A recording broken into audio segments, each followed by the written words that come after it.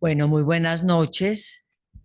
Vamos hoy a comenzar esta sesión del seminario declarado tanto como al foro de Bogotá, el seminario sobre la formación del analista.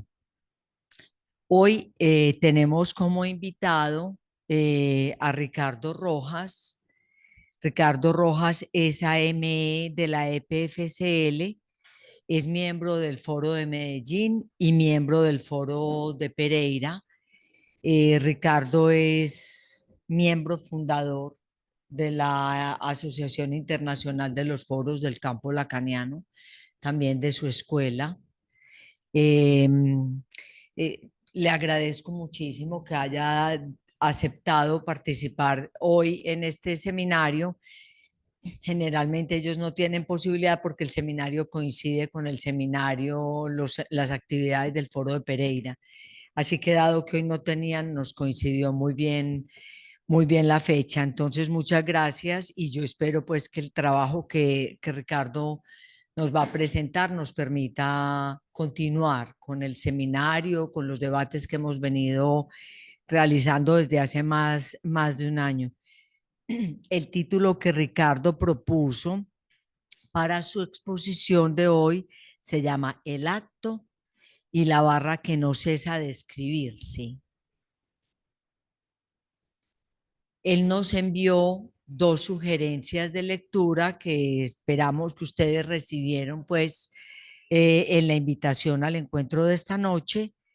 Una de ellas que hemos estado leyendo y comentando algunos de los párrafos es la reseña de enseñanza al seminario sobre el acto psicoanalítico de Lacan de 1967-1968. Bueno, enviamos las páginas, son pocas, pero realmente es un texto de Lacan muy denso, así que si lo leyeron vamos a tener seguramente oportunidad de discutir un poco ahora con Ricardo después de su exposición.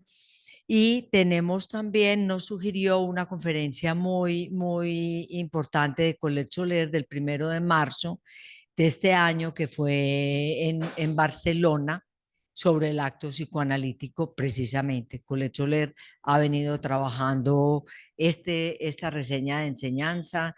Ricardo y yo lo hemos estado siguiendo, así que estamos en este seminario también un poco como en el momento de los debates que se están dando a nivel internacional.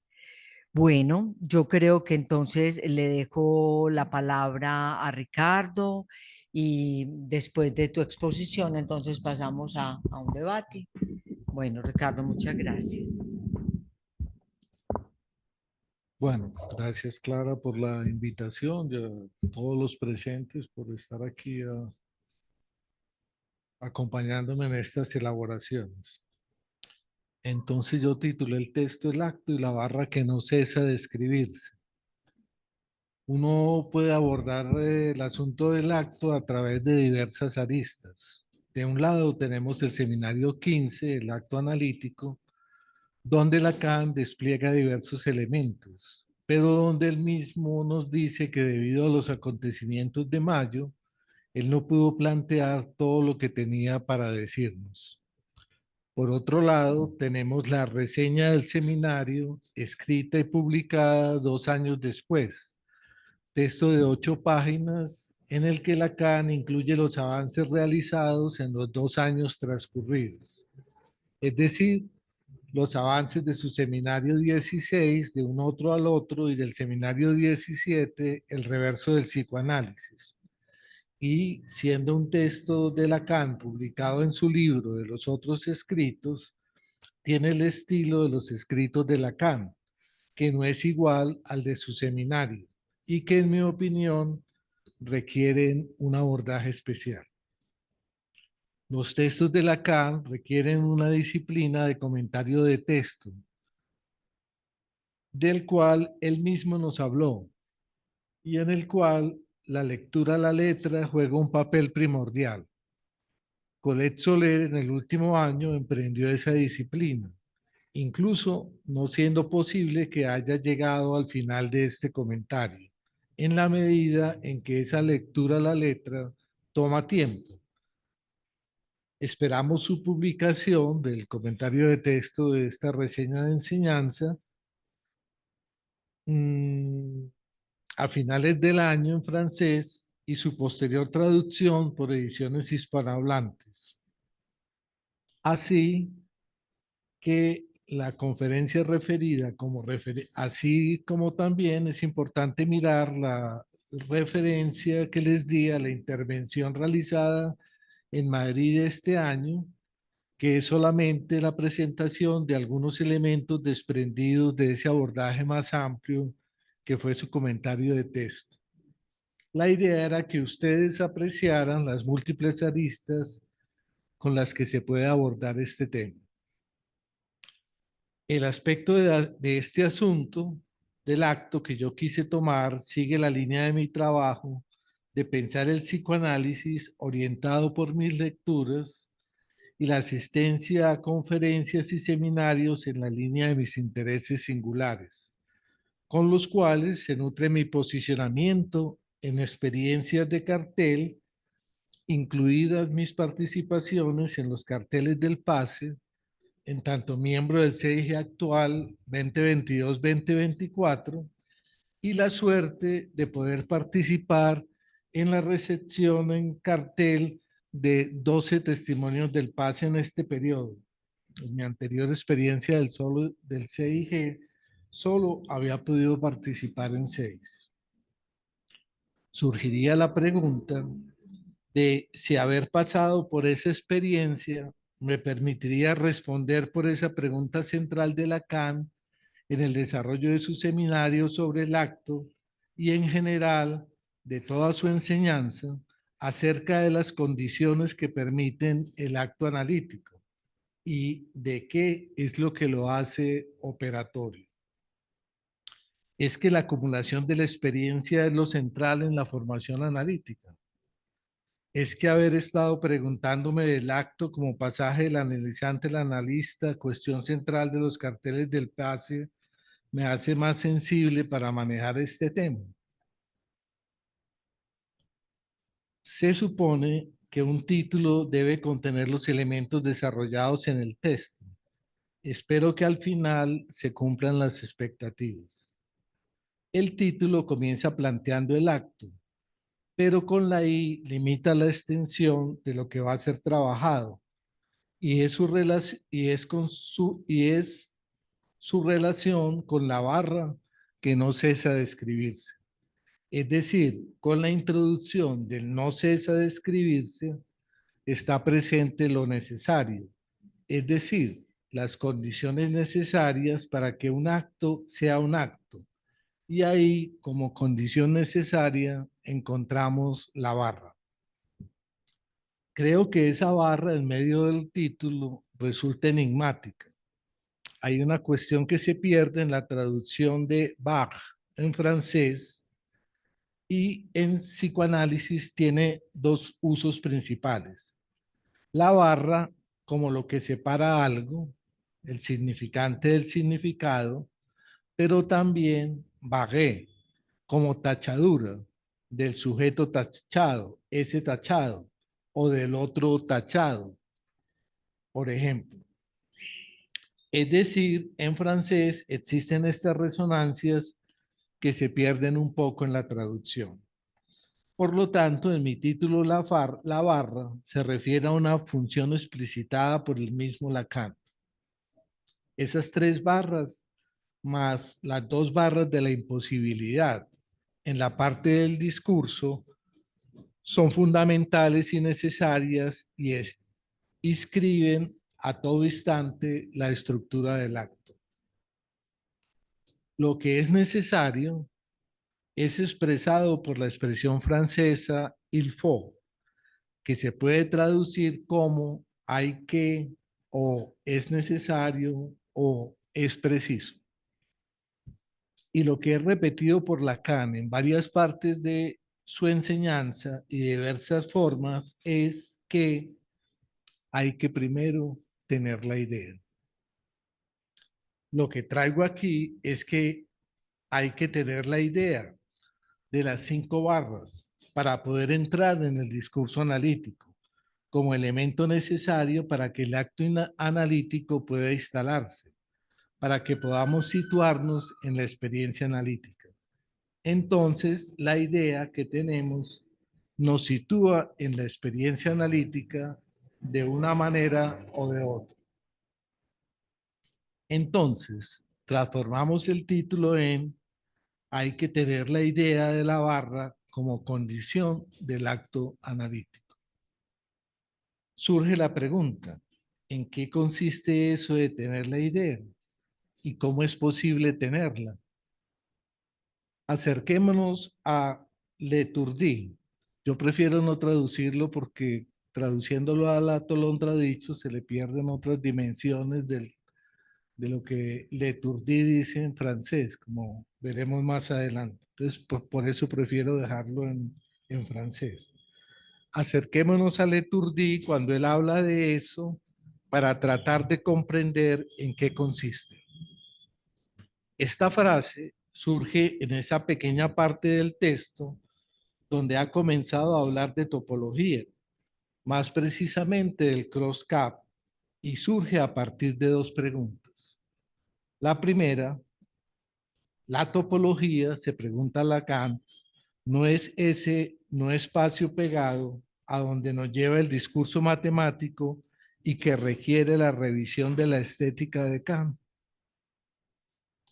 A esta primera pregunta responde que no hay otra estofa sino ese lenguaje de puro matema. ¿Y cómo define ese asunto de puro matema en ese texto?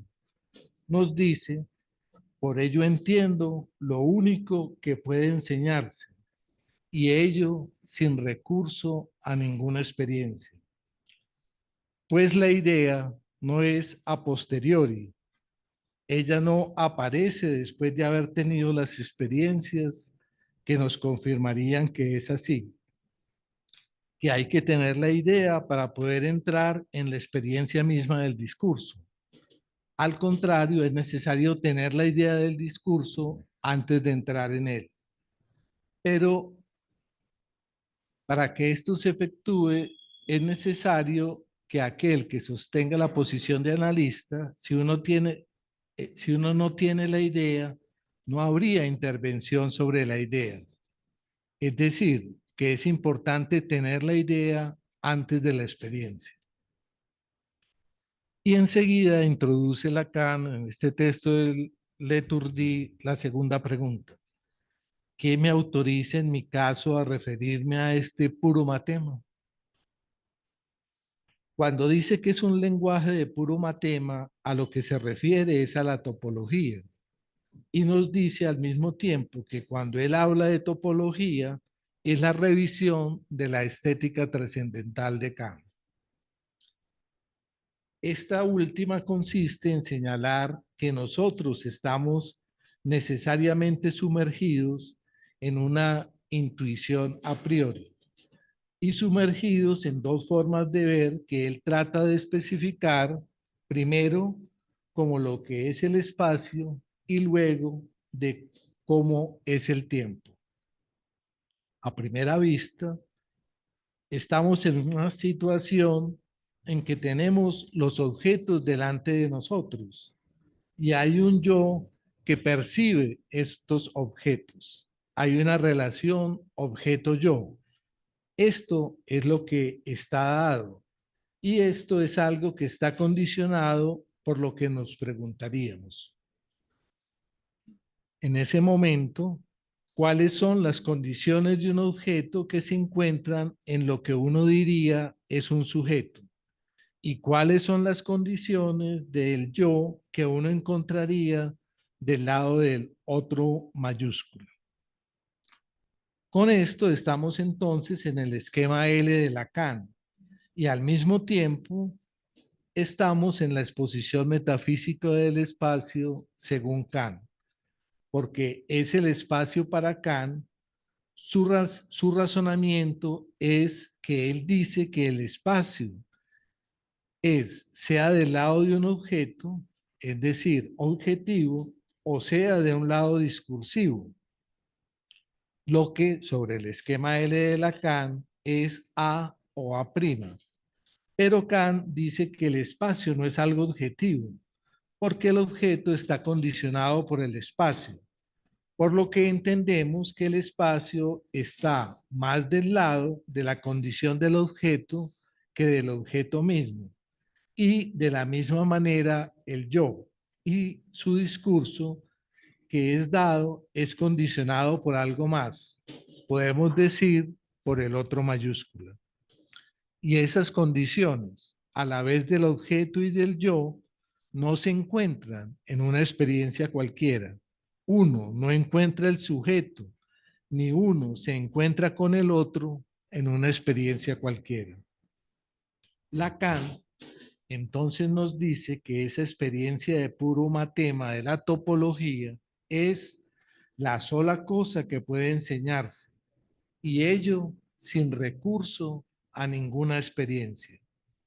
Y luego, de un párrafo sobre la metáfora, dice: contesto entonces a mi pregunta, que primero hay que tener la idea, la cual se toma de mi experiencia, de que cualquier cosa no puede ser dicha, y hay que decirlo.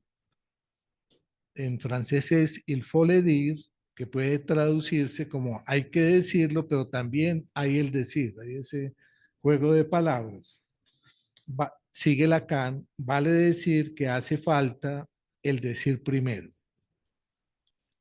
Lo llamativo en esta parte es que después de haber señalado para el puro matema que es sin recurso a ninguna experiencia, es decir, después de haberla excluido la experiencia en la definición del puro matema, señala con relación al hay que primero tener la idea que ella se toma de mi experiencia. Y la pregunta que surge es, ¿qué tiene de distinto esta mi experiencia de Lacan? Es decir, no se trata de una experiencia cualquiera.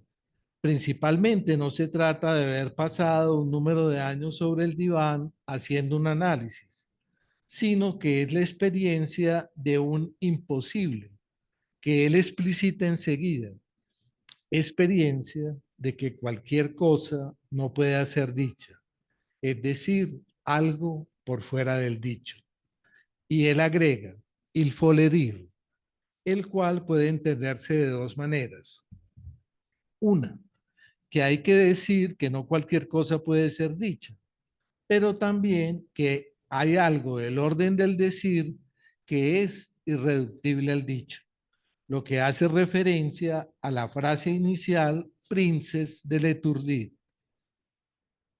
El segundo parágrafo, la segunda parte, parágrafo 1. Que se diga como hecho, dice Lacan, queda olvidado tras lo que se dice en lo que se oye. Esta frase se encuentra en Leturdit, que no solamente entonces es el atolondra dicho, sino que también es Leturdit, las vueltas del dicho.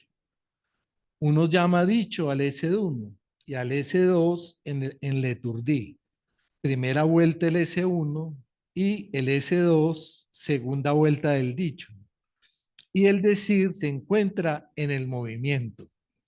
Y este movimiento, dice Lacan, es mi experiencia. Una experiencia absolutamente singular, que no es una experiencia cualquiera. Mi experiencia, dice Lacan, es primero hay que tener la experiencia. Es decir, hay que primero tener la idea de lo que condiciona todo lo que nos es dado. Es decir, de todas las condiciones del objeto y del yo, condiciones que nos son dadas y que en psicoanálisis uno puede llamar condiciones del objeto, condiciones del sujeto, condiciones del yo y condiciones del otro mayúsculo.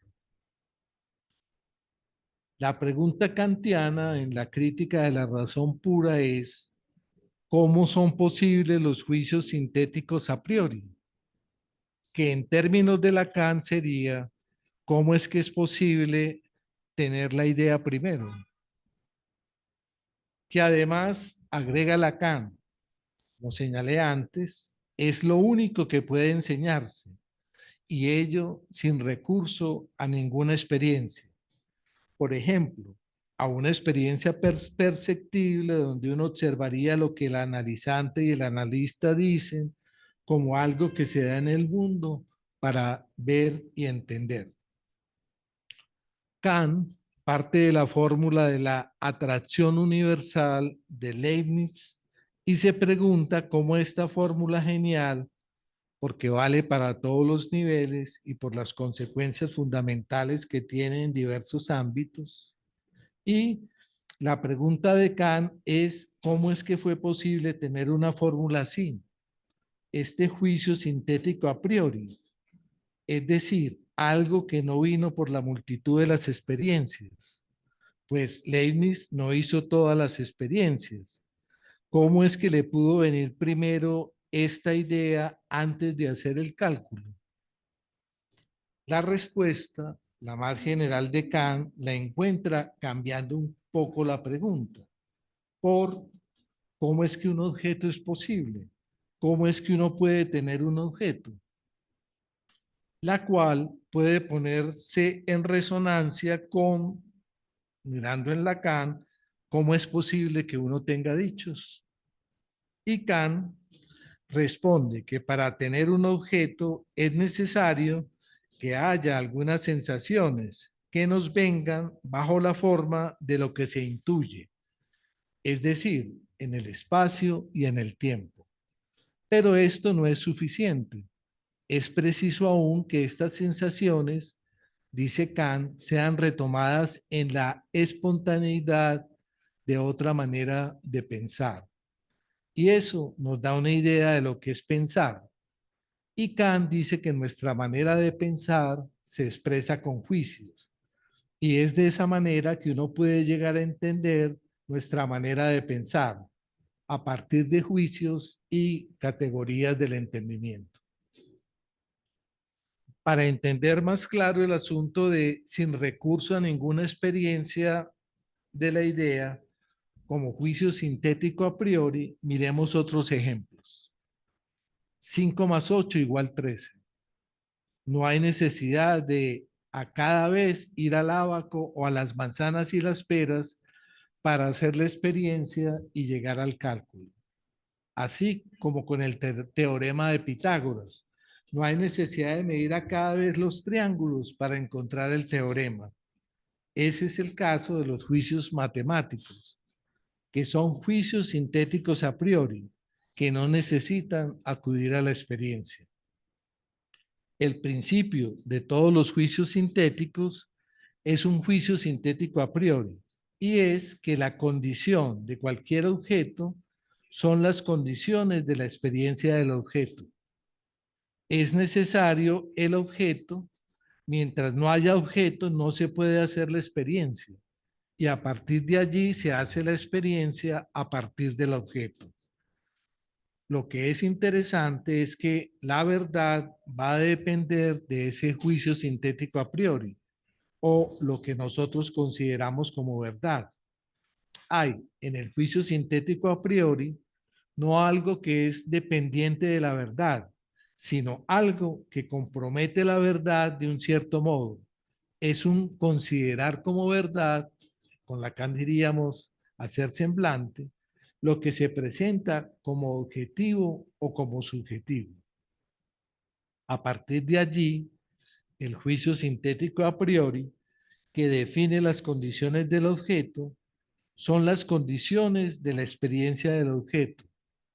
Esto es un juicio sintético muy amplio, puesto que él pretende tocar a cualquier objeto en general y además a la experiencia, que a partir de ese momento la experiencia toma dos sentidos. Una experiencia cualquiera, una manera de mirar la experiencia, que uno llamará a posteriori. Es decir,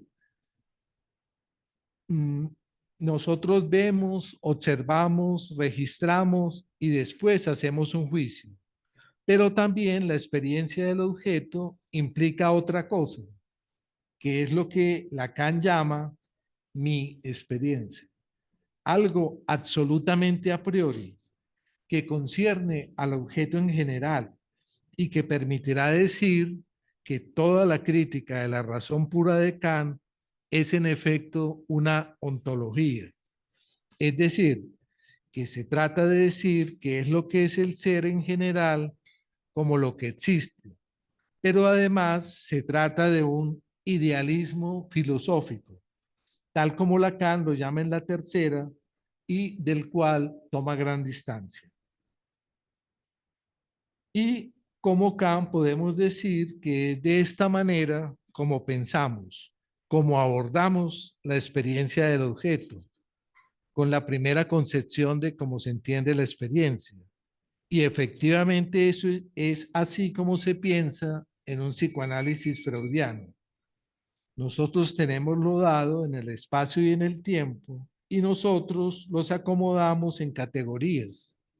Primero en una tópica y luego los conceptos fundamentales, que son juicios que obedecen a categorías y subcategorías kantianas, es decir, los objetos delante de nosotros como representación, el objeto como fenómeno, como pura Vorstellung.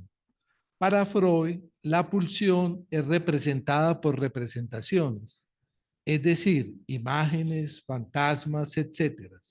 Mientras que para Lacan, él traduce Vorstellung representans de manera subversiva. Es el Vorstellung representans, es el que hace las veces de la representación, allí donde no hay representación, lo que es un contrasentido con relación a Freud, pero contrasentido fecundo porque señala que sería tomar el objeto que tenemos delante de nosotros como una vitrina que nosotros podemos observar, que puede ser esta entonces una manera de clinicar, digo yo, donde la observación es antes de cualquier cosa, es decir, un punto de vista objetivante que parte de inicialmente hacer un diagnóstico para decir con qué objeto es que nos enfrentamos, más bien que entrar en un reencuentro que se hace en el tiempo antes de hacerlo en el espacio, lo que lo situaría del lado de la invención y de la creación. Por eso señala en la tercera, Lacan, el objeto A es el objeto mismo, del cual no hay ninguna idea, idea como tal, es decir, idea desde el punto de vista del idealismo. A menos, dice Lacan, que se rompa ese objeto y sus trozos sean identificados como tal. Kant interroga el ser a partir del objeto como fenómeno y a partir de los juicios con sus categorías y subcategorías. Y es de lo que Heidegger tomará distancia, puesto que señala que el objeto no es el mejor respondiente a la cuestión de lo que es el ser, aunque por supuesto el objeto participa del ser, pero siendo un ente, por lo que no es la mejor manera de preguntarse por el ser, porque el objeto no va a responder de manera suficiente, por lo que señala que hay que tomar un mejor respondiente, que para Heidegger es el Dasein. Dejemos aquí solo señalando la necesidad de unir más allá. Eso, entonces, las respuestas que la filosofía trata de dar al asunto. El más allá de Lacan es el agregado en el texto como de su experiencia, que continúa siendo muy enigmático. Más adelante, en la tercera, Lacan dice, para decir las cosas, tras ese repudio del je suis, aquí hace un juego de palabras entre sui, es S-O-U-I-S, que, eh, que se expresa o se escucha como yo soy, pero al mismo tiempo tiene la resonancia del francés J, J-O-U-I-A-S.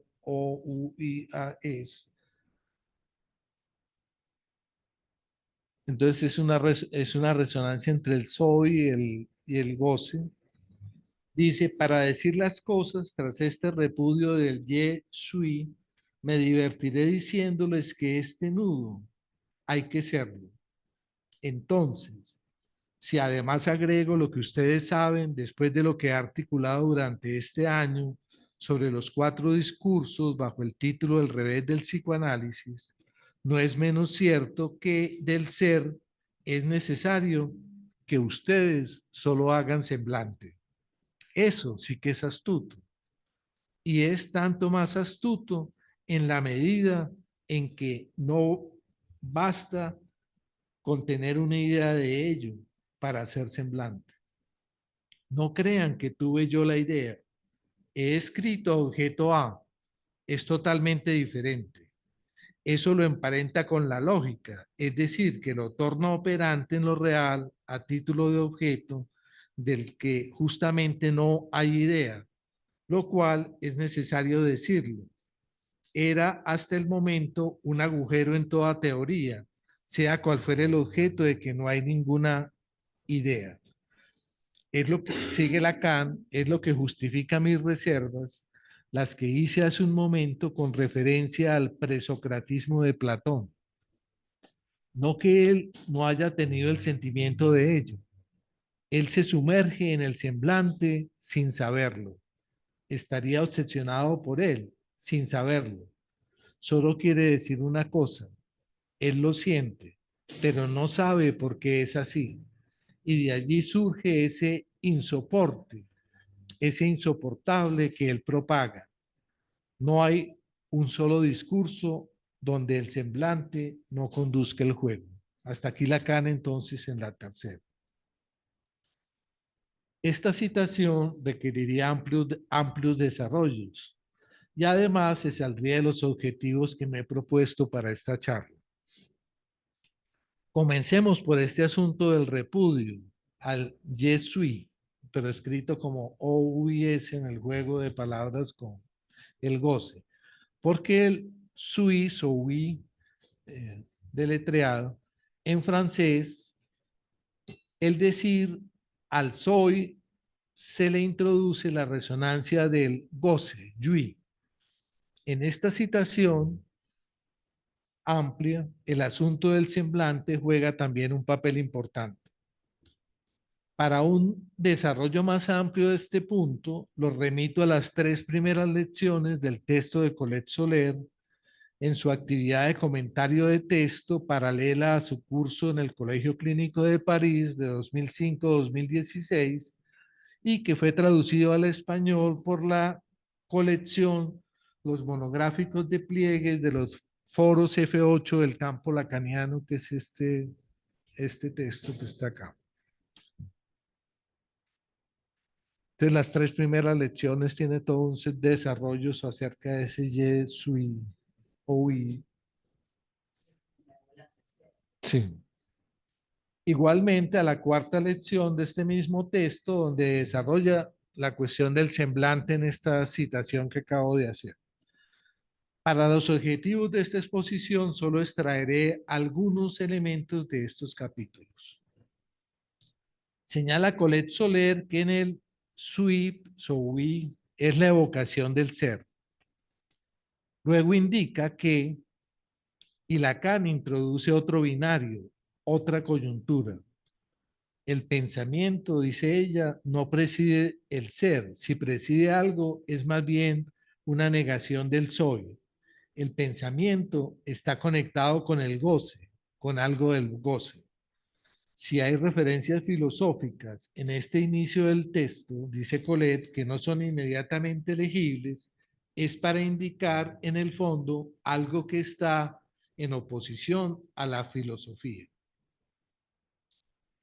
Además de reintroducir este asunto del pensamiento y del ser, algo que ya comenzó a trabajar en el seminario de la lógica del fantasma y el seminario 15 del acto analítico a partir del cuadrángulo de Klein, como precursor del cuadrado de los cuatro discursos del seminario 17, dice Colette Soler, antes de pasar más adelante, quiero hacer un paréntesis señalando lo que dice Colette Soler al final. Dice, hay algo que está en oposición a la filosofía. Es claro que no es a toda la filosofía, sino a ciertas maneras de abordar la filosofía. Pero en ciertos filósofos, como en Lacan, tales como Kant y Heidegger, hay momentos de una elaboración que en su progreso toman ciertos elementos que son retomados en un momento posterior, sea para reprecisarlos sin que se los abandone del todo, y ese trabajo de reprecisión es muy importante en el proceso de elaboración de los conceptos que en psicoanálisis es un asunto de relanzamiento continuo. Bueno, dejemos al lado este paréntesis, volveré un poco a ello un poquito después. Después de este paréntesis, sigamos con Colette. Señala ella, repudio del ye sui. Es un repudio que pasa por la recusación. Ahí no digo repudio del pienso. Es decir, este repudio del sui pasa por la recusación del pienso. Podría emplear, dice Colette, otro término que recusación, que podría ser minoración del pienso. Y esto evidentemente tiene grandes implicaciones que desplegaré en un instante. Y enfatiza. Entonces está claro que aquí se trata del repudio de cierta perspectiva en la enseñanza de Lacan. Desde cierto punto de vista, el término de repudio del ye sui es totalmente adecuado. ¿Por qué? Dice Colette, porque si reflexionan sobre ello, toda la enseñanza de Lacan, cuando menos hasta esta fecha, toda la enseñanza de Lacan y en todo su recorrido, es una constante en la enseñanza de Lacan, ya desarrollé este punto en Buenos Aires, concibe el análisis de un extremo al otro como una práctica que apunta a responder a la pregunta por el ser. O dicho de otra manera, dice Colette, entonces vemos bien que el repudio del yes sui cuando pasa por una recusación del pienso, implica un gran alcance con respecto a la concepción que uno se haga del inconsciente. Posteriormente, Colette se hace la pregunta, ¿cómo puede entonces una práctica tal recusar el pensamiento sin suicidarse ella misma? Y se responde, ¿por qué recusa aquí el pensamiento? Recusa el yes sui ligado al pensamiento. Dice ella, la respuesta está en el párrafo respecto al cual terminé la vez anterior. La razón de recusar el yes sui ligado al pensamiento, este mixto de significantes y de representaciones, es que el pensamiento va directo al idealismo. Y claramente Lacan señala en la tercera que lo real no es el mundo, no hay ninguna esperanza de alcanzar lo real por la representación. Y Colette finalmente plantea esta salida al asunto del ser en Lacan, que se encuentra en esta misma larga cita de la tercera, y que ella comenta así.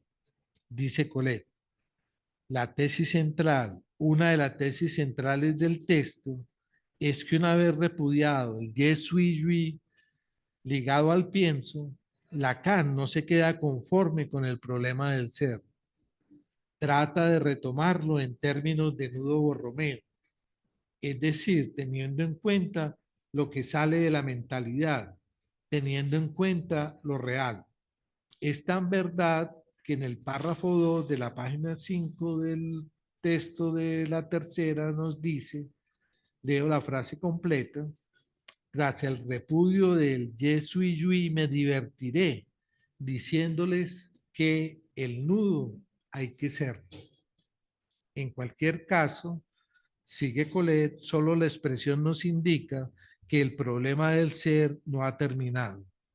Lacan intentará en este texto y en los textos siguientes sustituir el ser del pienso, del que habló durante tantos años, por lo que podríamos llamar el ser nodal, no neuronal, el ser nodal del palabrante ser.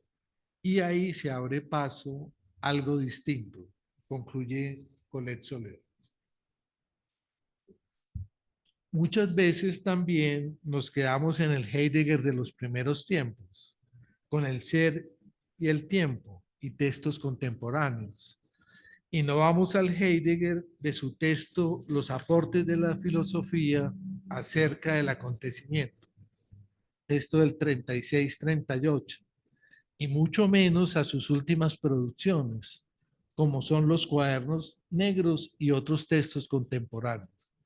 Quizás también por la razón que pasa con Lacan, es que a medida que avanzan los años, Heidegger se hace más ininteligible, ¿sí? Como Lacan se hace cada vez más ininteligible en sus últimos textos. En español pasa desapercibido las tres escrituras del ser en alemán, al ser traducidas de la misma manera, como lo señala César Alberto Pineda en su texto La triple escritura del ser en la obra de Heidegger, una interpretación a partir de los cuadernos negros.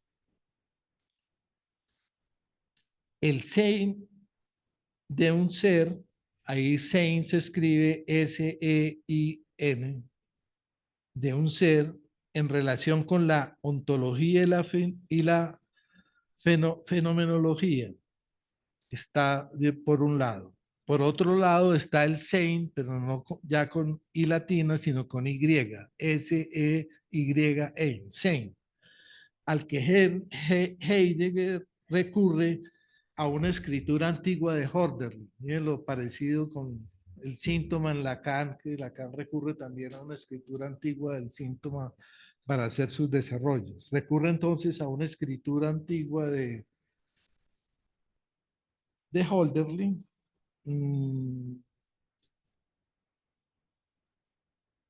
ligado ese sein escrito de esa manera con Y al ser sein, que esta manera es una manera de tomar distancia de la primera aproximación al sein escrito con I latina, como el ser de los entes, para referirse al intento de pensar el ser mismo, considerado no a partir de los entes, sino de su despliegue propio. Cuando el hombre es históricamente apropiado para pensar esta verdad del ser, el filósofo hablará entonces de que hay una ereignis, un acontecimiento. Y más allá estarían los cuadernos negros, donde figura el S-E-Y-N tachado. Fíjense, ¿quién comienza primero a tachar el ser en sus textos? Y es recurrente en estos últimos cuadernos negros. Tachado que reactualiza la concepción del ser en Heidegger. Por ello es muy complicado hacer una crítica sin conocer toda la obra y las transformaciones de los conceptos. Un poco para volver a eso de esa situación. Bueno, regresemos al inicio de lo que estábamos comenzando a desarrollar. Primero hay que tener la idea, nos remite también al tipo de saber propio del psicoanálisis y su puesta en juego en el acto analítico. Esto nos permite regresarnos a la reseña del seminario del acto analítico y al comentario que durante este año en su actividad de comentario de texto realizó en el Colegio Clínico de París, Colette Soler, como una actividad paralela a su curso. Igual que con el comentario de la tercera, nos serviremos solo de algunos elementos en relación con el objetivo que nos hemos trazado para esta exposición. En el texto de la tercera, Lacan había señalado que el inconsciente es un saber imposible de ser alcanzado por el sujeto, que reúne la famosa frase de la reseña del acto analítico de que el inconsciente quiere decir que que hay allí saber sin sujeto, y que es la primera y única vez que aparece en Lacan. Señala Colette que haber verificado, comprobado la falla del sujeto supuesto saber es lo que permite concluir, o más bien que es una conclusión que se impone o puede ser extraída, que hay del inconsciente sin sujeto. Habría un S1 del lado del sujeto tachado en relación con un S2 inaccesible a la apropiación subjetiva. Este S2 sería el saber del inconsciente y no hay otro mayúscula que aloje ese saber. El inconsciente no está en el lugar del otro, pues el otro falta del inconsciente sin sujeto. Como dice Lacan, es un saber que se sostiene del resto, pero que no determina al sujeto. Y ese saber podría estar alojado, nos dice Colette Soler, en la lengua, que es una multiplicidad inconsistente de significantes. En el seminario del acto analítico, quizás de esta frase, habría la referencia al cogito de Descartes. Lacan señala en este seminario y en el de la lógica del fantasma, con relación al pienso y al existo, que de hecho es lo uno o lo otro, pero no los dos a la vez. En todos los casos hay, por lo tanto, o un no pienso o un no soy. Si quiero verdaderamente ser lo que soy, entonces me detengo de pensar y soy en el soy. Y si quiero verdaderamente pensar mi ser, desaparece entonces, por lo tanto, es pienso, pero no soy. Uno no puede estar en los dos lados a la vez. Todas esas fórmulas se admitieron, dice Colette Soler, como evidentes y son las que aparecen en el seminario. En ese no soy podría deducirse un sin sujeto, lo que no pasa con el sin, no pasa lo mismo con el sin sujeto, que es mucho más difícil de aceptar. Pero miremos esto más de cerca con lo que Colette nos permite apreciar en su comentario, para precisar este asunto del inconsciente sin sujeto. Esas fórmulas del seminario se aplican al inconsciente, dice ella, después del comienzo del psicoanálisis. Es lo que según Freud dice que el inconsciente son pensamientos que se descifran y que son pensamientos que no son mis pensamientos, de mi yo, que se dice yo. Los pensamientos del inconsciente y los propios no son lo mismo, porque los del inconsciente hay que descifrarlos. Y Lacan, para ilustrar esa fórmula del cogito, nos dice Colette, toma el ejemplo de la represión, que es lo más primario del psicoanálisis freudiano, a saber, la idea de que hay significantes y que yo no soy ahí donde hay represión. Estas fórmulas conciernen más bien, dice ella, exactamente a la relación del sujeto, aquel que dice yo, sujeto de la conciencia, con el saber inconsciente. Es decir, la relación entre el sujeto con el saber inconsciente. Pero recalca Colette que eso no es equivalente al inconsciente sin sujeto. Y esa famosa fórmula promesa, allí donde ello era, yo debo advenir, no es posible con el inconsciente sin sujeto. Este inconsciente sobrepasa, el inconsciente sin sujeto, sobrepasa el asunto de una alternativa entre el pensamiento y el ser, puesto que es un cambio en el seno del pensamiento inconsciente. Y podemos decir que el inconsciente sujeto, entonces, es decir, si hay un inconsciente sin sujeto, podríamos hablar del inconsciente sujeto. Y en el caso del inconsciente sujeto, es aquel que hace cadena con los S1 del sujeto. Es un saber que está en el otro, en lugar de todo discurso. No hay exclusión, ahí en esta definición no hay exclusión del inconsciente y el otro. Mientras que en el caso del inconsciente sin sujeto, el inconsciente está disyunto del sujeto, está compuesto de elementos del lenguaje, digamos por lo tanto de la lengua, que digamos le da al goce su forma civilizada y el que Lacan dice que se sostiene del resto y que por lo tanto está excluido del otro mayúsculo. La pregunta es de dónde salen esos significantes inagotables del inconsciente sin sujeto, por lo que es imposible apropiarse de todo el inconsciente sin sujeto. Algunos se pueden descifrar, por lo tanto concluye Collet allí diciendo, allí donde era el inconsciente sin sujeto, yo no advendré.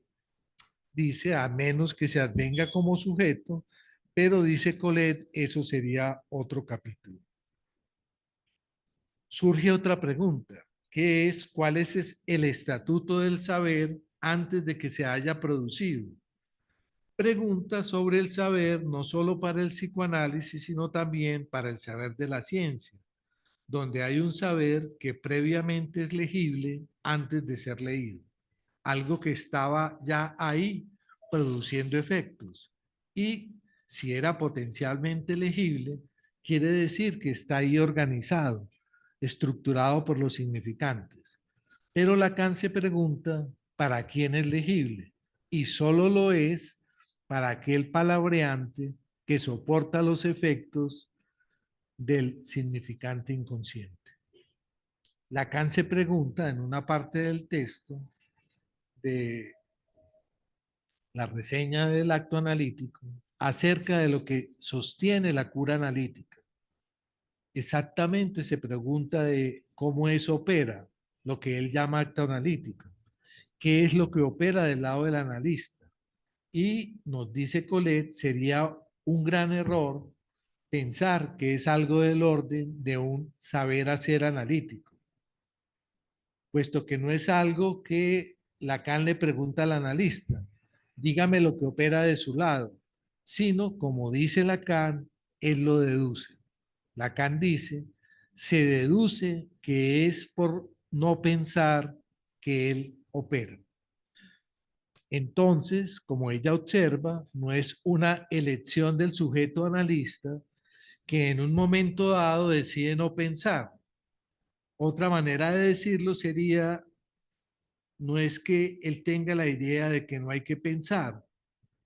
Vemos que el pensar y el tener la idea no es un asunto tan simple, como ya lo veníamos entendiendo a partir de ese otro saber que es el saber filosófico. Entonces, Lacan, con esta deducción, no nos está aconsejando, dice Collet, sino que nos está diciendo que cualquiera que sea la dirección de la cura de un analista, eso opera al nivel de un pensar.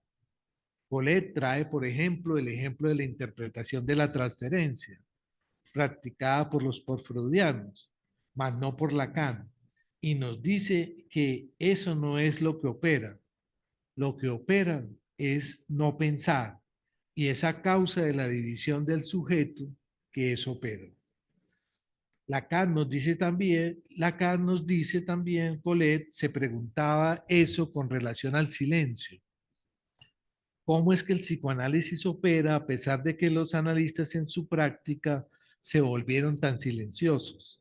Y Collet insiste que el operar por no pensar no es el imperativo de callarse, porque el no pensar es más bien una tentativa justamente de pensar la operatividad del objeto A como causa. Hay un párrafo importante en la reseña del acto para nuestro objetivo.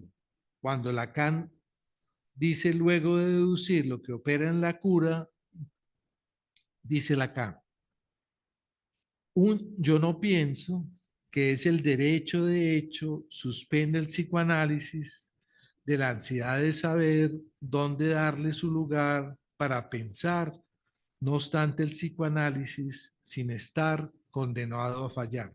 Repito nuevamente. Un yo no pienso, que es el derecho de hecho, suspende el psicoanálisis de la ansiedad de saber dónde darle su lugar para pensar, no obstante el psicoanálisis, sin estar condenado a fallar. Con respecto a esta frase, es magistral Colette en su comentario de texto palabra a palabra.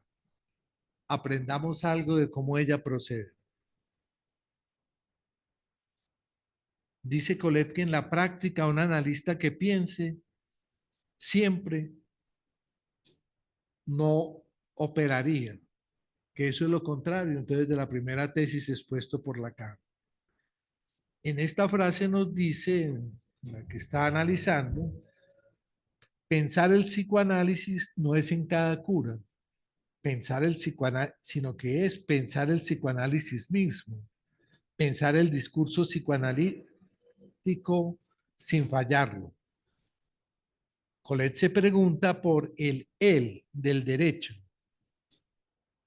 Que Lacan dice que es el derecho de hecho y deduce que es que sea conforme a la estructura y por lo tanto el derecho es que es necesario un no pienso asegurado en alguna parte.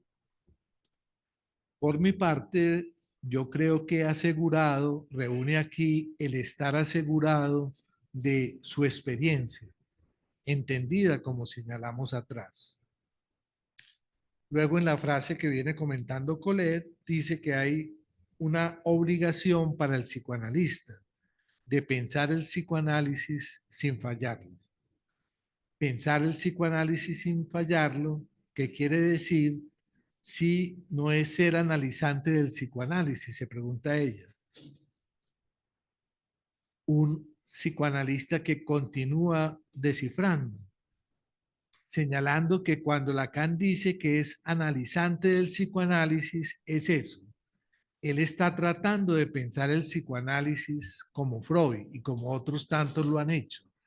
Y donde él se encuentra es en la posición de elaborador, el que piensa para llegar a cernir lo que es el psicoanálisis. Sigue comentando frase a frase. Ansiedad de saber del sujeto analista, de ser analizante del psicoanálisis. Ansiedad por saber dónde darle su lugar para ser analizante del psicoanálisis. Y se pregunta Colette, ¿cómo puede uno fallarlo? ¿Cómo uno falla el psicoanálisis tratando de pensarlo? Lacan dice que uno lo falla sin sí, en la frase dice ella, Lacan dice que uno lo falla si uno no sabe dónde darle el lugar al no pienso en el psicoanálisis, es decir, en la cura. Es una manera de decir, dice ella, qué es lo que el analista debe saber.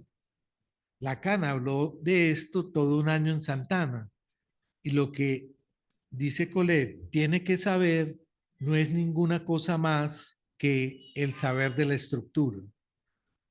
Saber que le permite distinguir lo que es el sujeto dividido y lo que es el objeto A, y el lugar del sujeto dividido y del objeto A. Y por lo tanto, el saber de la estructura, dice ella, no se aprende de la experiencia. Aún es preciso que haya sido pensada la estructura, ese saber de la estructura. El solo permite pensar el psicoanálisis, por lo tanto, es eso lo único que permite, por lo tanto, pensar el psicoanálisis sin fallarlo. Para pensar el psicoanálisis como estructura, es que el sujeto, que es el sujeto el que no lo piensa. Y para no fallar el psicoanálisis, es preciso que ese sujeto que piensa sea él mismo, dice Colette, causado por el objeto A, como agujero, en tanto que él mismo falta, y no, dice ella, causado por el volumen de textos que nosotros leemos, donde darle lugar tiene dos maneras de entenderlo. Darle lugar en la estructura de ese saber construido por Lacan, que uno puede exponer en charlas, etcétera, pero también en la práctica de ese sujeto que piensa el psicoanálisis y que él sea un sujeto barrado, causado por el objeto A, que trabaje a nombre del objeto A causado y en busca del objeto, que es una manera como Lacan explicitó eso en el texto de televisión.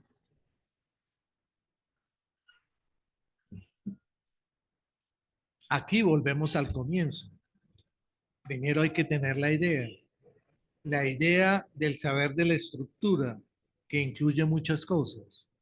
La barra entre el significante y el significado, la barra o tachadura del S tachado, la barra sobre la A tachada del S de A tachado, la barra sobre el ser, la barra sobre el realismo y el idealismo trascendental. Pero este tener la idea no es por la experiencia, mucho menos el saber adquirido por lectura, mucho menos por la divulgación escuchada en un podcast que transforma un Lacan en entendible. Es un tener la idea de mi experiencia, tener la idea de no pensar, pero por ser un sujeto tachado, causado por el objeto A, en un análisis llevado hasta sus últimas consecuencias. No es esa, no es otra entonces la formación del analista, de un analista siempre en formación permanente, que piensa el psicoanálisis sin fallarlo y que nos conduce entonces a la enseñanza. Para terminar, vayamos a Colette Soler en el comentario de la tercera, donde hace un comentario sobre la enseñanza y que está muy ligada a esto. Cito a Colette. En la enseñanza, cuando es una enseñanza de psicoanálisis, el sujeto se pone al trabajo para tratar de conceptualizar, incluso de matematizar el lugar de la verdad y de lo real. Es lo que constituye la enseñanza de Lacan de principio a fin. Y les recuerdo, tal vez no la conozcan, esta frase de Lacan que afirma la identidad del psicoanálisis y de su enseñanza. En este párrafo estamos en la misma tesis. El acto analítico se realiza en la cura, se espera en la cura, pero también puede realizarse en una enseñanza, que es efectivamente una enseñanza no universitaria, que no pone el saber en el lugar del semblante, sino que pone al sujeto al trabajo de elaboración. Esto con respecto a los dos primeros actos, el acto del analista en el psicoanálisis y en la enseñanza. Es decir, en los dos casos, el acto que no piensa hace hablar y pensar la verdad. Se puede decir así, es así de simple. Bueno, eso era lo que tenía entonces para compartir esta noche.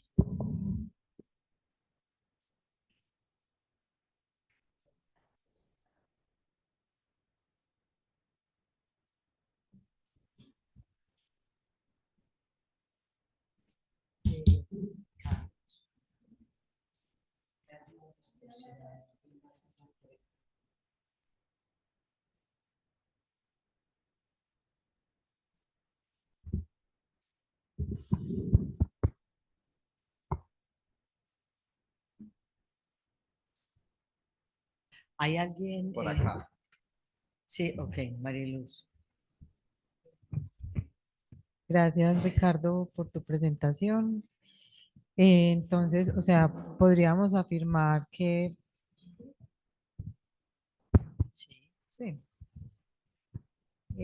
Bueno, entonces podríamos decir que el silencio y el no pensar están relacionados con el hacerse producir, con el hacerse producir, Hacerse el producir, hacerse producir. O que es sea, una de como las que diferencias. una de las expresiones que utiliza Lacan en el texto que nos leímos, em, Es decir, o sea, entiendo el silencio y veo como que el silencio y el no pensar están relacionados. Y si esto es lo que permite, ¿cierto? Que lo que resuene en en ese lazo sea el objeto A, que lo que surja ahí en un análisis sea el objeto A.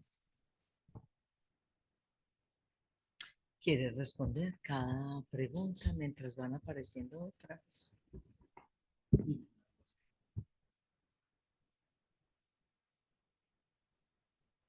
Bueno, y otra pregunta que me surge también es con respecto también al texto que nos leímos, algo que Lacan menciona sobre el cuerpo del analista en el acto analítico.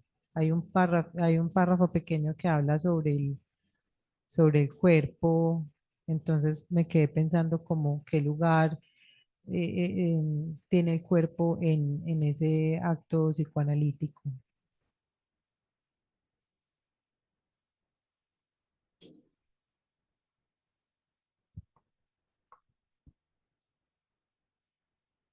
La primera pregunta que estoy viendo, que dice que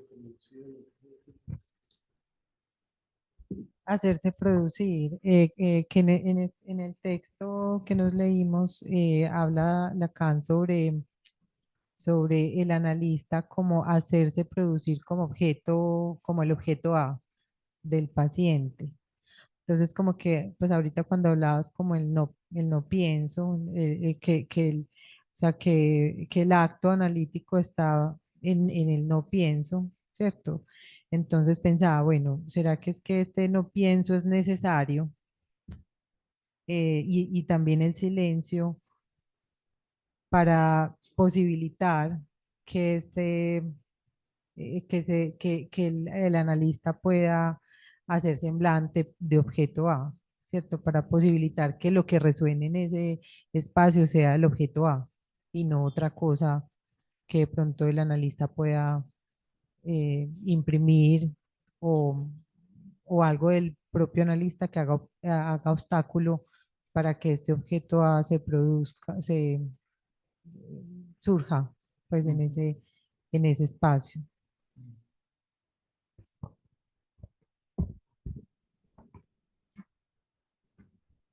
sí, es un poco lo que Lacan presenta en el texto de la reseña del acto analítico, también en toda la primera parte lo que se refiere es a la estructura que se juega en el acto analítico, en el cual es muy importante esos dos elementos, el elemento del no pienso, que estaría de alguna manera del lado de precisamente de la asociación libre, asociación libre donde se da un poco ese no pienso como condición esencial para que el inconsciente, digamos así, se ponga en marcha, pero al mismo tiempo del lado del analista para esa, es decir, no pienso del lado del sujeto tachado y del lado del analista estaría el A, y el A de alguna forma el silencio como un elemento importante para que esa situación estructural de alguna manera se pueda dar y se pueda poner en juego, digamos así, la estructura del acto, digámoslo así, a partir de eso. La otra pregunta del cuerpo del analista en el acto analista, para ocupar el semblante del objeto A, no te sabría decir mucho, no te adelanto, no preparé sobre eso, si no preparé no estoy como en condiciones de responder. Porque como les dije, los puse a leer eso, pero más como para que miraran otra cosa, pero mi exposición está centrada como en otro asunto, en otras aristas de alguna manera implicadas por qué, o tocadas por qué, tocadas por lo que en ese momento son lo que les decía, mis intereses, los seminarios a los que asisto, eh, y que de alguna manera se ha reflejado en lo que tomo de Colette Soleri en su reciente comentario del acto, pero también mi presencia en los seminarios de Christian Fierez en relación a psicoanálisis y filosofía y los aportes heideggerianos de las relaciones Heidegger-Lacan como elementos importantes un poco para poner quizás en contacto esas dos disciplinas y que eso de un relanzamiento y un avance a lo que uno de alguna manera puede ir pensando del psicoanálisis. Entonces eso es como un elemento que está ahí.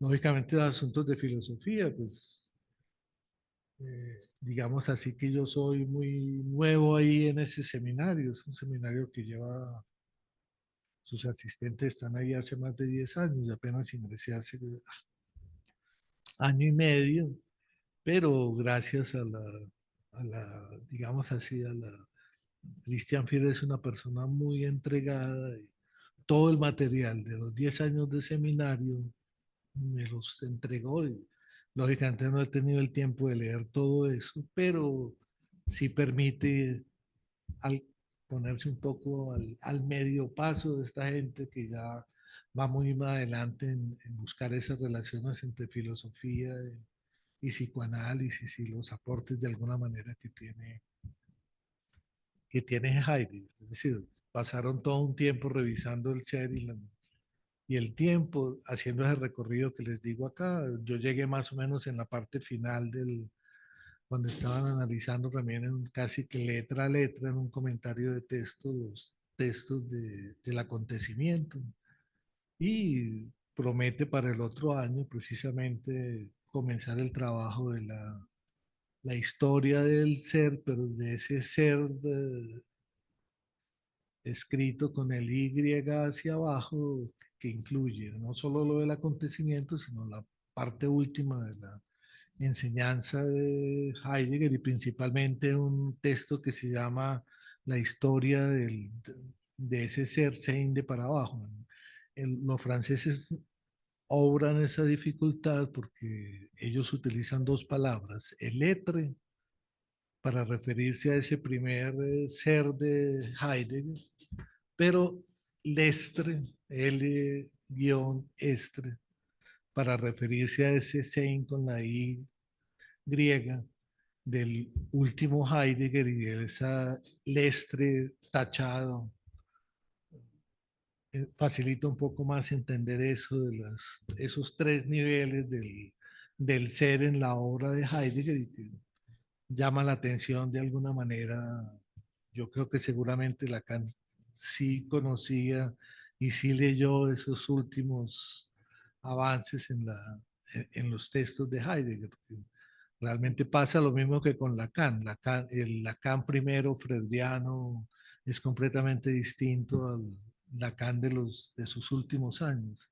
Igualmente ese Heidegger inicial, que es el que más se conoce, es completamente diferente al Heidegger de los últimos años, del 36 para adelante. Entonces, es interesante eso y cómo son, lo que es interesante también es que son dos autores, diría yo, que tienen toda una obra en movimiento, es decir, en continuo movimiento.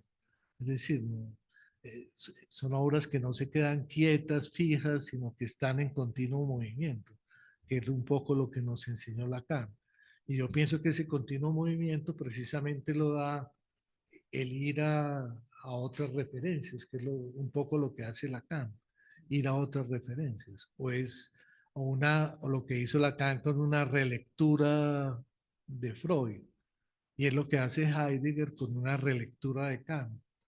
Interesante eso porque no es que Heidegger diga Kant es totalmente desechable, sino que él continúa haciendo seminarios sobre Kant, inclusive en las épocas posteriores de la obra de Heidegger. Entonces, eso es muy interesante y muestra que de alguna manera a veces hay eso que está al comienzo, no es que se pueda desechar, sino que eso juega un papel para poder entender lo que va más adelante.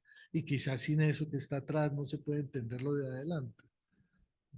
Una cosa interesante, digamos, así en la obra de estos dos pensadores. Y quizás pensaría, Creo que es el mismo acercamiento en Kant, las transformaciones que él va dando, de la crítica de la razón pura a la crítica de la razón práctica, a la estética trascendental y cómo de alguna manera uno encontraría lo mismo, es decir, un primer Lacan criticando al Kant, pero al mismo tiempo un Lacan metiéndose con Kant con Sade, donde le resalta toda una serie de elementos que serían los de la crítica de la razón práctica, y al final de la enseñanza, y cuando se acerca esto de la topología, diciendo que la topología es una manera de reevaluar la estética trascendental de Kant. Entonces, como que en Kant entonces hay muchas cosas también para rescatar.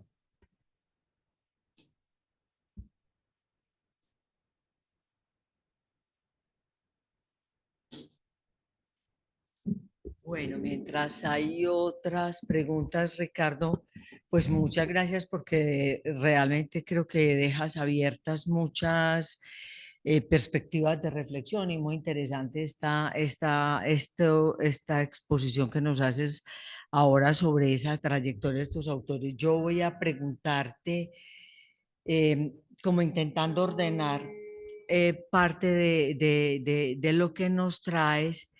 No sé si se podría decir, de todas maneras, como que Lacan sigue un poco a Kant en lo que nos traes, en la reflexión sobre la relación al objeto y sobre la relación a la experiencia, ¿cierto? Es decir, creo que los a priori kantianos, de hecho, por definición, son independientes de la experiencia. ¿Cierto? No necesariamente antes, como solemos decir, bueno, es que uno no puede hablar a priori, sino en realidad es independiente de la experiencia. O sea que en realidad en Kant la experiencia no es estrictamente necesaria para el conocimiento. Esto como de un lado, y como si pudiéramos pensar que la construcción, porque Lacan tiene toda una teoría, una elaboración sobre el ser, que quizás pues me parece interesante lo que traes porque no es tan simple como el Dasein en Heidegger, ¿cierto? Como el ser ahí, que ya era una primera aproximación a una noción del ser en lo real, ¿cierto? Sino que lo que tú nos traes es que además hay otras consideraciones sobre el ser que a lo mejor le sirvieron a Lacan para dar cuenta de... Voy a dar un salto mortal. Para dar cuenta del inconsciente real, ¿cierto? Del inconsciente sin sujeto, del saber sin sujeto. Es decir, que si él recorre la filosofía, es para mostrar en qué terreno nos va a llevar a la experiencia analítica propiamente dicha. ¿Te parece que puedo pues como ordenar un poquito así estos campos para plantearlo? Porque entonces estaba pensando, hay un repudio de la experiencia finalmente en lo que nos traes de, no sé si se puede decir repudio, pero no dependemos de la experiencia. La experiencia no nos ayuda para nada al acto analítico. El pensar no está excluido del acto del analista. De hecho, creo que la expresión que traías es precisamente necesario que el analista no piense para que pueda operar. Y en ese, no, ese repudio del pensamiento es un repudio del inconsciente estructurado como un lenguaje. Resumo mucho el asunto, pero en realidad es del significante el S1, el S2, es decir, es la búsqueda del sentido, el pensamiento. ¿Qué piensas? Por lo menos en relación a esto. O sea, que el rechazo del pensamiento es en realidad abrir paso para que el inconsciente real pueda expresarse. ¿Qué piensas? Como intento ordenar un poco esta lógica que me parece muy interesante, las diferentes nociones del ser en Heidegger para tocar esa relación al ser en lo real. Pienso que en cierta forma habría un rechazo, pero un rechazo muy particular, porque de todas maneras es un no sin. No sé. Es decir, pero la necesidad como de darnos la sensación de que está repudiando, pero al mismo tiempo considerar que eso debe estar ahí para poder llegar a ese otro, a ese más allá, que sin eso primero no se puede llegar al más allá. como decir, sin el objeto no puede haber tampoco la experiencia. Y yo pienso que de todas maneras, pues Lacan también sí se pone a pensar, por ejemplo, con los conceptos fundamentales del psicoanálisis, y con ese retorno a Freud, en un Freud que está más pegado a pensar a partir de la experiencia. De todas maneras, uno se pone ve ahí a un Lacan pensando quizás en una posteriori todos los conceptos fundamentales. Y entonces uno se pregunta, pareciera que también todo ese acervo de conocimientos alrededor de los conceptos fundamentales, vistos de esa manera, sirven para poder entender lo que sigue, que sin lo otro no podría haber sido dicho. Y quizás por eso, de alguna manera, ese texto, ese seminario central, que son los 4 conceptos fundamentales del psicoanálisis, donde cada uno de los conceptos puede ser visto o pensado como una manera de pensar muy kantiana de Lacan. ¿Por qué una manera de pensar muy kantiana? Porque es recurrir a las categorías y subcategorías kantianas para tratar de pensar los conceptos fundamentales del psicoanálisis. Y con algo interesante que quizás todos los kantianos no toman ese punto, y es que en las subcategorías, Kant introduce siempre una tercera subcategoría que los otros no incluían. Y pensar las cosas con esa tercera subcategoría permite de alguna forma avanzar mucho más. Y quizás es lo que hizo Lacan eso, pensar precisamente con las terceras subcategorías de Kant los 4 conceptos fundamentales del psicoanálisis y lo que le permite de alguna manera avanzar un poco más. Entonces, sí, quizás eso abre muchas vetas en relación a quizás a que entender o es decir, meterse un poco más en estos autores le pueda a uno permitir desbrozar un poco más un asunto que no es fácil solamente metiéndose en Lacan. Quizás esto abre caminos para uno pensando con el otro, poder avanzar, digamos así, en ese pensar lo que es el psicoanálisis.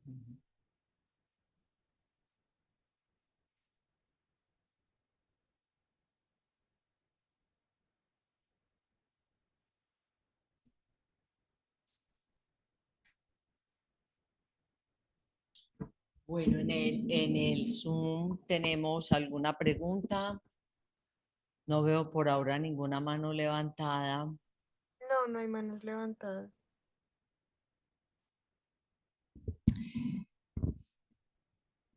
Anímense, no piensen.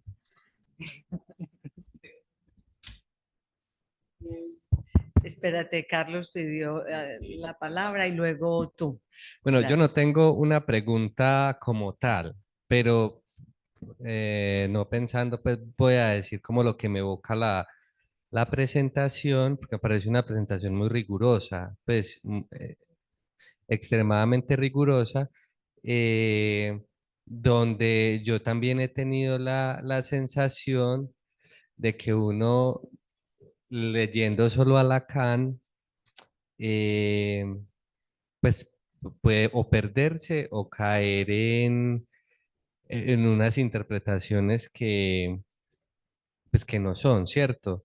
A mí de Lacan me ha parecido muy riguroso y escuchando esta exposición, creo que es en Lacan en Van Sans, que habla de las 4, pues estas disciplinas en las que se apoya, la nombra como antifilosofía.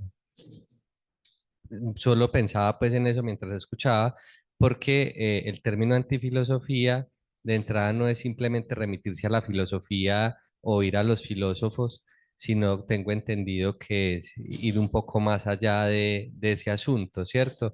Pues con eso que nos traes hoy, me queda es como esa reflexión, realmente también hay que ir a los filósofos, no solamente de pasadita como uno tiende a hacerlo muchas veces en esas críticas que trae Lacan en sus seminarios, sino hacer un ejercicio más riguroso. O sea, yo creo que la exposición de hoy, por lo menos a mí, lo que me deja es mucho trabajo por delante. O sea, Si de por sí uno cree que a veces pasa por encima con Lacan, yo creo que la exposición de hoy lo que le muestra a uno es que eh, es más superficial, pues, de lo que uno puede pensar, ¿cierto? Es que uno pasa muy superficialmente por Lacan, y por los mismos filósofos. Es pues como la sensación. El comentario pues se quería decir que no era pregunta. Gracias. Gracias a ti, Carlos. Libardo, Eh, Muchas gracias por la exposición, pues me enriquece demasiado y me induce a muchas preguntas. El asunto que me refería o me quería referir es el asunto de la experiencia. Pues en lo que decía la doctora, entonces yo he entendido entonces que hay dos experiencias.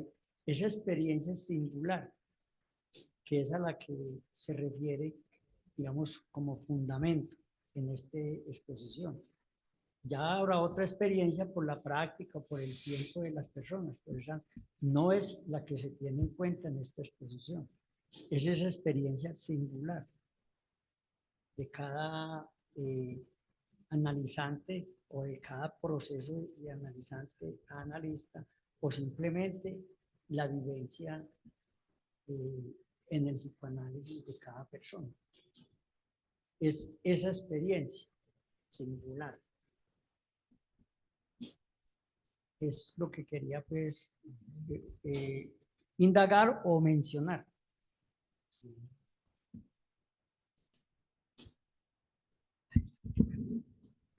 Bueno, lo que Carlos evocó, pues evoca lo de la antifilosofía, y realmente sí es, eso es interesante porque lógicamente Lacan a veces está contrario completamente a la filosofía, principalmente las filosofías que toman que se prestan, digamos así, a hacer concepciones del mundo, porque a través de las concepciones del mundo se prestan al discurso del amo y más que el discurso capitalista aparezca, pero no todas las filosofías tienen una concepción del mundo, sino que hay filosofías críticas de las concepciones del mundo.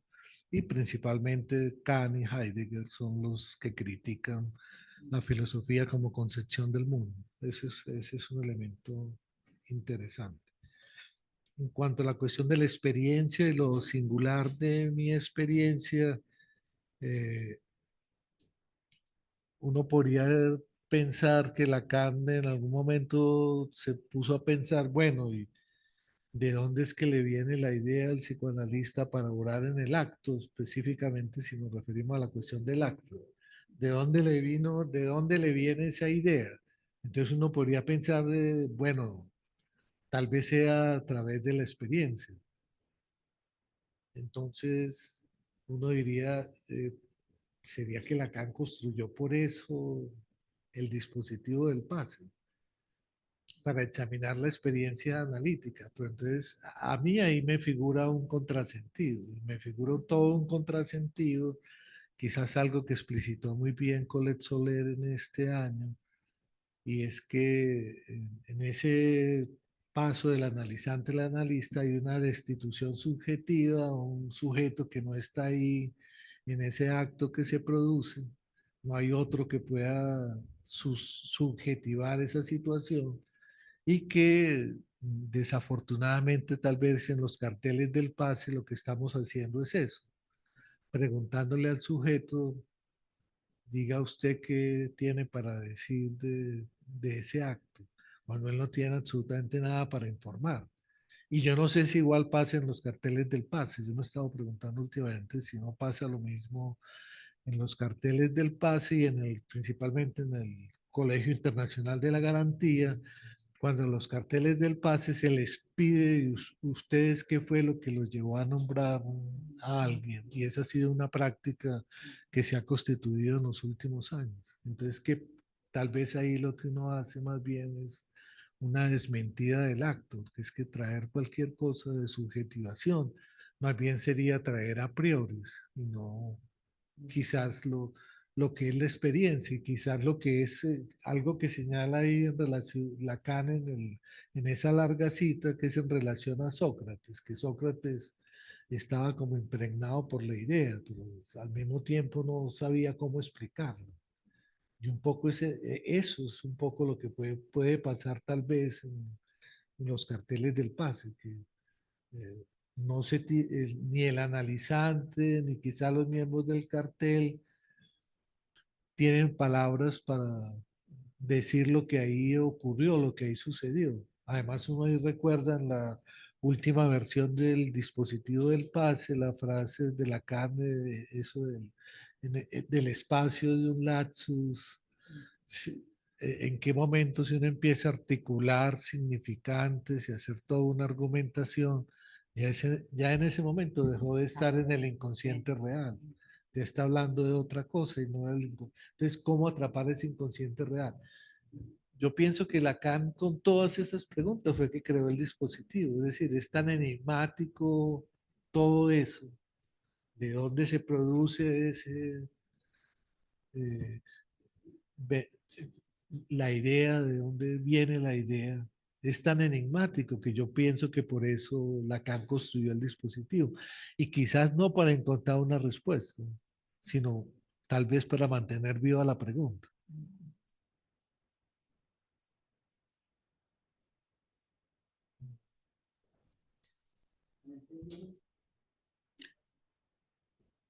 En el chat hay una pregunta de Andrés Penagos. Andrés, si puedes abrir tu micrófono y haces la pregunta.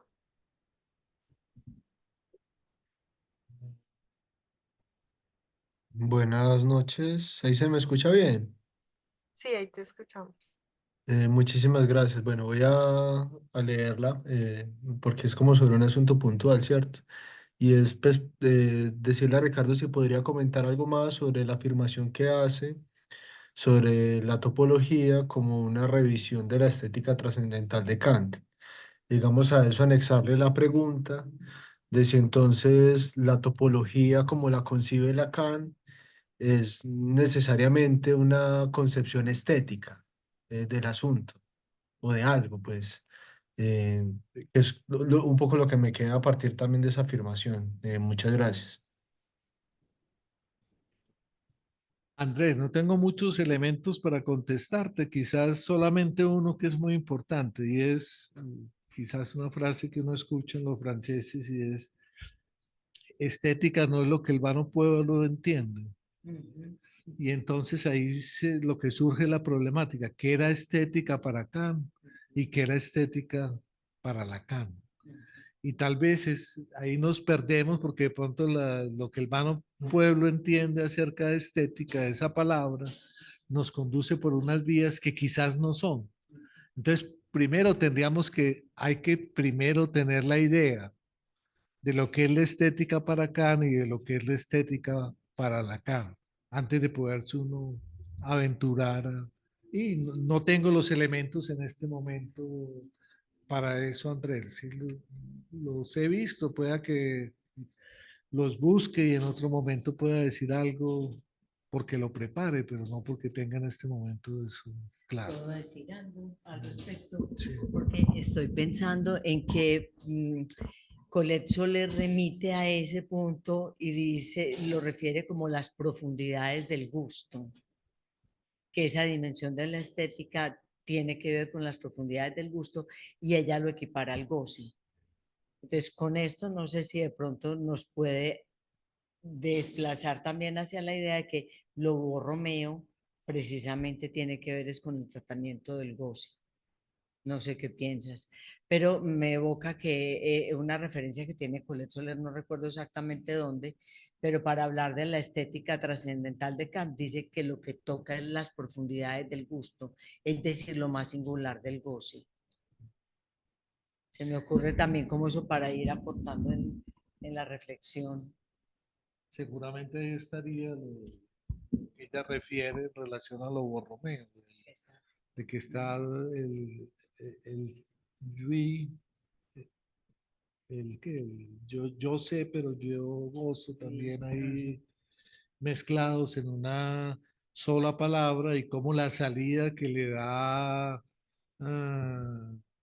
Lacan es un poco la cuestión del nudo borromeo. Pero, y ahí no el nudo borromeo, y ahí sí vendría el asunto. Una de las cosas que uno tiene que tachar es el realismo, y es tomar los nudos no borromeos con un cierto realismo, y es, ¿cuál es lo peor del realismo de los nudos borromeos? Pensar que para cada diagnóstico clínico existe un nudo borromeo particular y que uno lo puede captar. Pienso que ahí sería perderse, lo más grande de perderse en los nudos sería eso, porque sería tomar una óptica realista y idealista trascendental a partir de construir un idealismo a partir de conceptos y teorías.